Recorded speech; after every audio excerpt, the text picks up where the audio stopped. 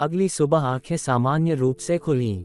रोज की तरह चलने के बाद मैं कैसर खान के पास पहुंचा। उसने मुझे नमस्कार किया तो मैंने उत्तर दिया और उससे हाथ मिलाया और बिस्तर पर बैठ गया। कैसर खान थोड़ा चिंतित दिख रहा था। उसने चाय बनाकर मुझे दी और फिर मेरे सामने स्टूल पर बैठ गया और फूंक मारकर चाय की चुस्की लेने लगा। मैं उसे से कहा, कैसर खान का चेहरा थोड़ा उदास है। स्वास्थ्य ठीक है? हाँ साहब, यह अल्लाह की कृपा है।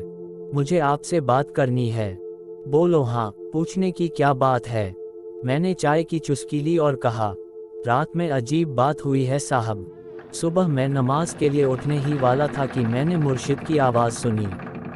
मुर्शिद मुझसे कह रहे थे कि कैसर खां मेरे पास आए। सबसे पहले जब मैंने उसकी आवाज़ सुनी तो मुझे लगा कि मैंने सपना देखा है, लेकिन जब मेरी आंख खुली तो मैंने मुर्शिद की आवाज़ सुनी। वे कह रहे थे कि कैसर खान हमारे पास आ जाओ। ऐसा कभी नहीं हुआ सर।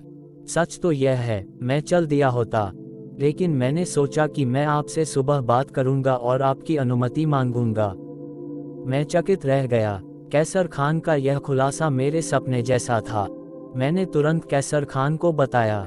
कैसर खान, मैंने भी रात में करीब करीब होश में ख्वाब देखा है। मैं भी मुर्शिद के पास जाना चाहता हूँ साहब। पता नहीं क्यों मेरा दिल कह रहा है कि मुर्शिद ने यूं ही हमें आवाज़ नहीं दी। तुम तैयार हो जाओ, चलो, मैंने कहा और चाय की बड़ी चुस्कियां लेने के बाद जल्दी से प्याला खाली किया और वापस मुड़ गया। दानिया सो रही थी पर मम्मा जाग रही थी। वह नियमित रूप से प्रार्थना करती थी और प्रार्थना करके सो जाती थी। फिर नाश्ते के समय उठ जाती थी। वह अभी तक सोई नहीं थी। मामा ने मुझे देखते ही कहा, खैर, कुछ खास है क्या? हाँ मम्मा, वह कैसर खान का प्यारा दोस्त है। वाघा के पास उनका आवास है। वे कुछ बीमार हैं। मैं कैसर खान के साथ जा रहा हूँ। ठीक है बेटा, अगर तुम्हें मदद की ज़रूरत है तो उनकी मदद करो, मामा ने कहा और मैं कपड़े बदलने के लिए निकल गया।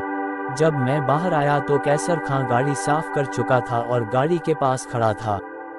उसने जल्दी से मेरे लिए दरवाज़ा खोला और फिर कार स्टार्ट की और चला गया। रास्ते में हम दोनों चुप थे।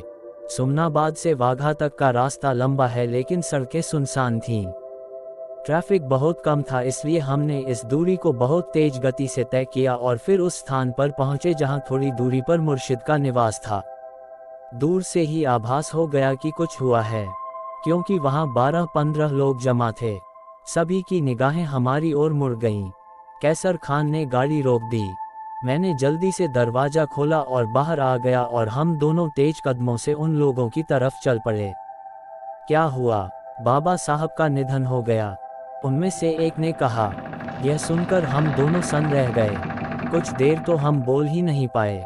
मेरी निगाह मुर्शिद की कुटिया की ओर उठती रही। कैसर खान ने आखिरकार पूछा, वह कब मरा? यह कैसे हुआ? दैवीय तरीकों से मर गया। सुबह जब वह रोज की तरह अपनी कुटिया से बाहर नहीं निकला तो फरीद खां अंदर चला गया। वह हमेशा सुबह की चाय लेता था। अंदर उसने बाबा साहब की लाश देखी। यह जमीन पर पड़ा हुआ था। उसने बाहर आकर सबको बताया तो हम अंदर गए और शव को बिस्तर पर लिटा दिया। कुछ दर्द सा लग रहा था। एक साधारण ग्रामीण ने विवरण दिया। क्या वे बीमार हो गए थे या उनका स्वास्थ्य कुछ खराब हो गया था? नहीं, वे रात को दूध वाले की दुकान पर बैठे थे और बिल्कुल ठीक थे। चलो, मैंने कैसर खान से कहा और हम दोनों अंदर आ गए। मुर्शिद का शव चारपाई पर पड़ा हुआ था और उसके ऊपर एक चादर बिछी हुई थी। मैंने उसका चेहरा खोला और उसे देखा। उसके होठों पर एक सुकून भरी मुस्कान खेल गई। मैंने लबादा उतार दिया और उसके पूरे शरीर की जांच की। बाहर से 2 और लोग आए। पूरी तरह आकलन करने के बाद कि उसके शरीर पर कोई चोट वगैरह तो नहीं है, मैंने दोबारा उसके शरीर पर चादर डाल दी। फिर मेरी लालसा भरी निगाहें उस आला को खोजने लगी जिसका जिक्र गुरु ने किया था, और जब मैंने देखा कि आला पर किताबें थीं तो मैंने एक गहरी सांस ली। कम से कम अब तक मेरा सपना सच हो गया था। मुर्शिद ने कहा था कि अगर मैं कहीं जाऊं और तुम मुझे न पाओ तो इन किताबों में ताबीज ढूंढो। मुर्शिद जा चुके थे और किताबें भी थीं, लेकिन उस वक्त 2 शख्स सामने थे तो किताबों की तलाशी लेना मुनासिब नहीं था। लेकिन यह काम पहले मौके पर ही करना था। मैंने बाहर आकर लोगों को बताया, क्या आपको बाबा साहब को दफनाने के लिए किसी का इंतजार नहीं करना चाहिए? नहीं साहब, मुर्शिद एक अकेले आदमी थे, उसका कोई रिश्तेदार नहीं है। जितनी जल्दी अंतिम संस्कार किया जाए उतना अच्छा है। लेकिन साहब, हम गरीब लोग हैं, अंतिम संस्कार की व्यवस्था नहीं कर सकते। ऐसी कोई चीज़ नहीं है। वह हमारे गुरु भी थे। आप में से कुछ लोगों को कैसर खान के साथ जाना चाहिए और सभी आवश्यक चीज़ें लानी चाहिए।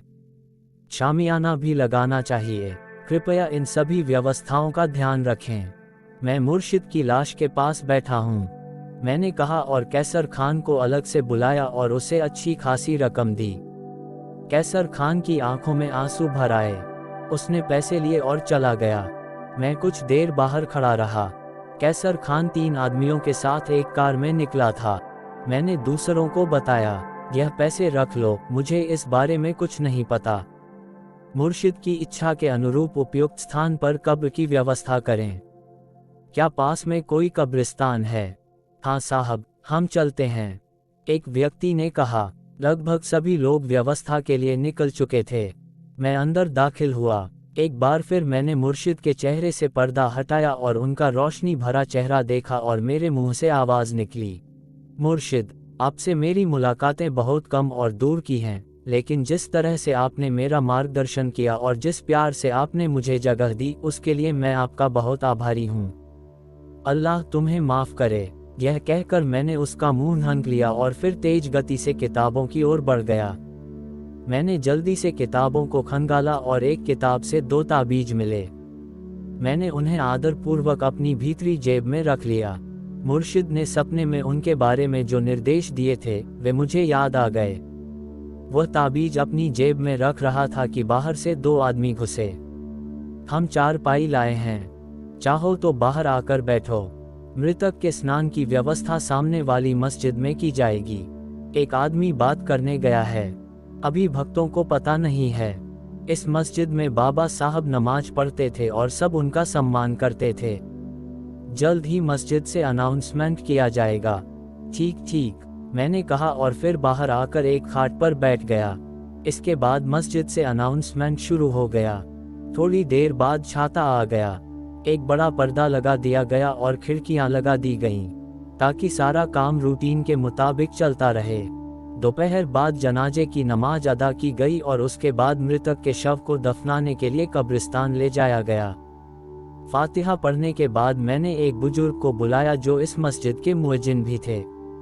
मैंने उन्हें पैसे देते हुए कहा, साहब कल कुल शरीफ का इंतजाम करेंगे और इस शाम का खाना फातिहा वगैरह पढ़ने के लिए।